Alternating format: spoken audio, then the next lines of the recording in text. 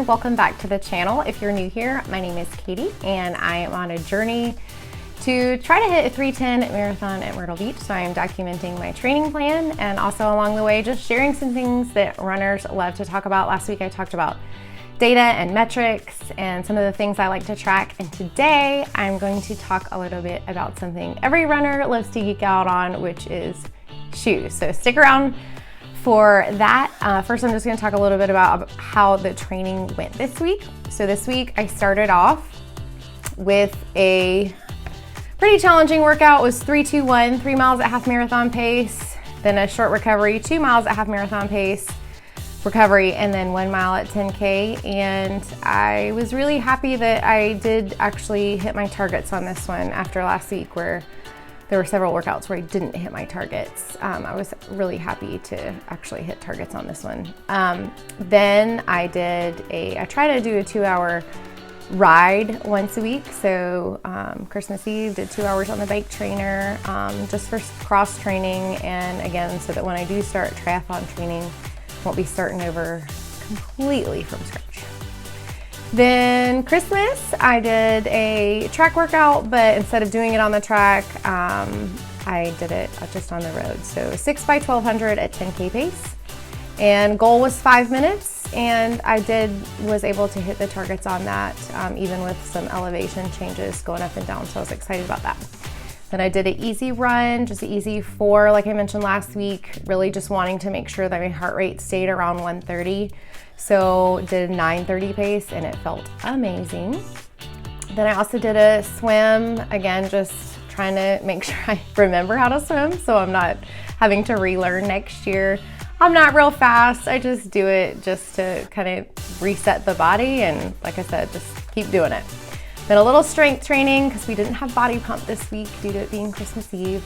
Then Saturday was the big run. I did 18 miles. I ended up doing it in the afternoon. So I was by myself and didn't have my headphones in because it was raining and I didn't want them to get wet. So it was solo in the rain, no music. I did 7 steady, so about an 8:30 pace. Then 6 at marathon pace, and then 5 steady, and I was able to keep those marathon pace ones right around 7:11, 7:12, 7:11, so right around that goal marathon pace. My goal is 7:15, so was excited about that, and hopefully with the next 2 months I can do longer distances at that pace, and then at Myrtle Beach be able to do the whole thing. Then I rounded off the week just to hit my weekly mileage goal. My goal for this week was 45 miles, so did an easy 3 on the treadmill to wrap that up.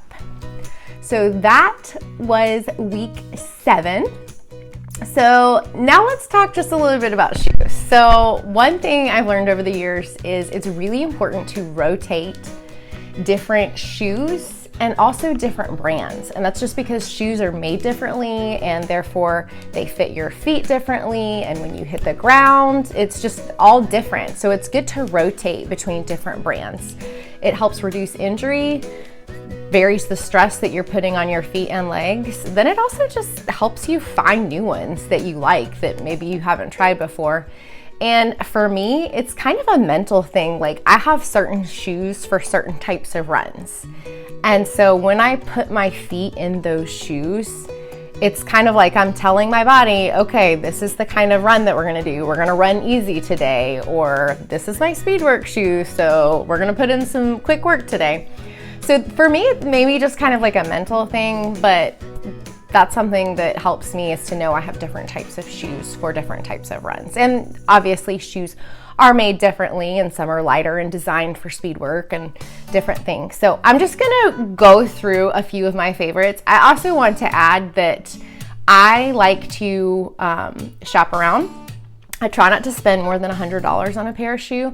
So I like to shop and keep an eye on when a newer model is coming out. Typically they will discount the older models.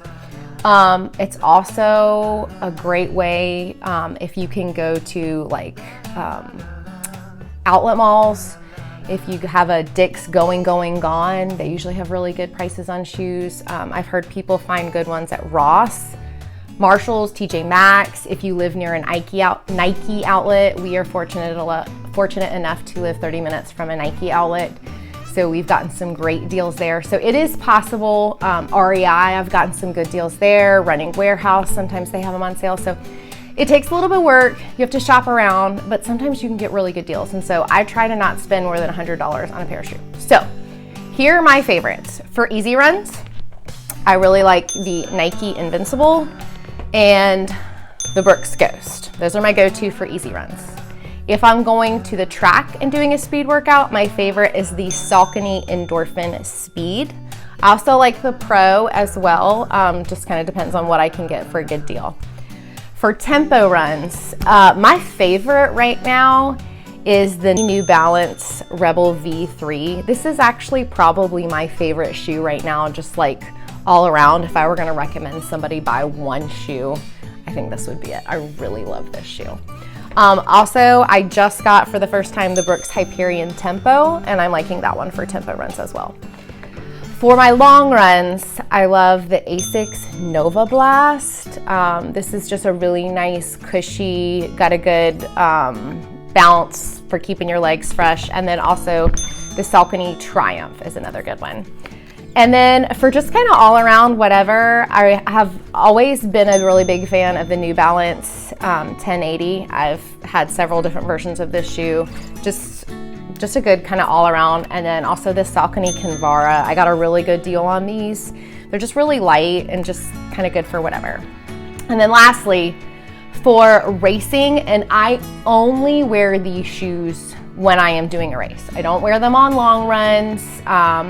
The first time I got a pair, I just wore them out for like a quick 2 mile just to make sure that they didn't hit my feet in any weird places. But I don't want to put the wear and tear on them because they're expensive. But also, like I mentioned before, I want my body to know when I put these shoes on, it's race time.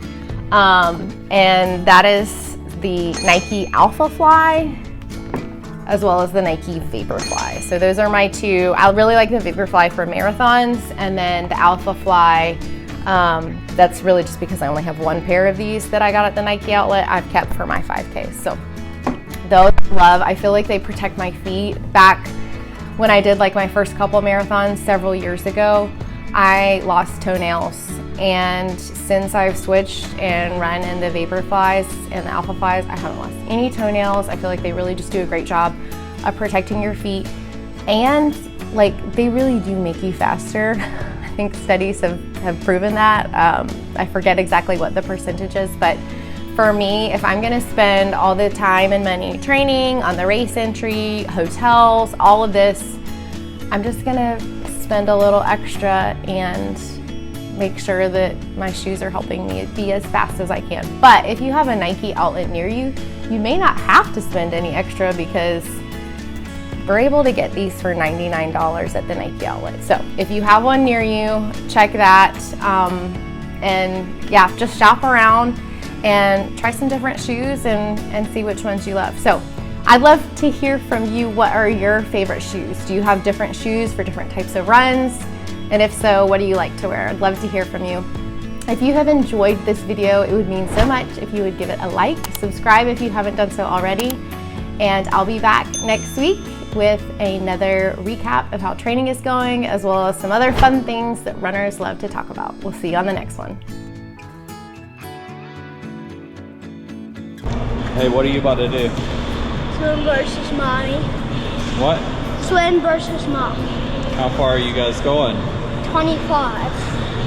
Who's gonna win? Me. See.